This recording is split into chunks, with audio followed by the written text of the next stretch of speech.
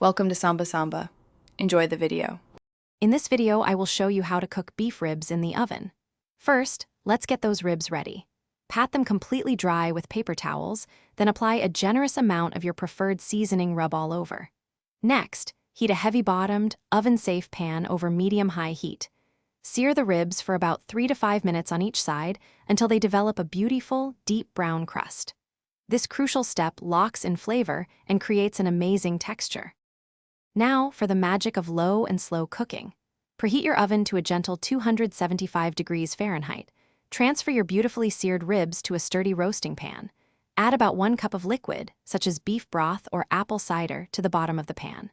This helps keep the ribs moist. Cover the pan very tightly with aluminum foil, ensuring no steam escapes. Bake for approximately 3 to 4 hours, allowing the connective tissues to break down slowly. To achieve that fall-off-the-bone tenderness, check your ribs after about 3 hours.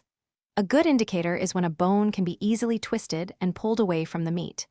If you prefer a saucy rib, remove the foil, generously brush your favorite barbecue sauce over the ribs, and return them to the oven uncovered for another 15 to 20 minutes.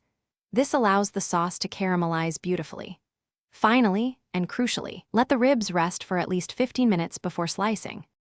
Once rested, your incredible oven-cooked beef ribs are ready to be enjoyed. Carefully slice them between the bones and arrange them artfully on a serving platter.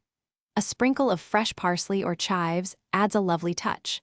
Serve these tender, flavorful ribs with classic sides like creamy mashed potatoes, crisp coleslaw, or a fresh green salad. This method consistently delivers incredibly juicy and tender beef ribs, perfect for any gathering. Get ready to savor every delicious bite. Thanks for watching. Consider subscribing if we helped you.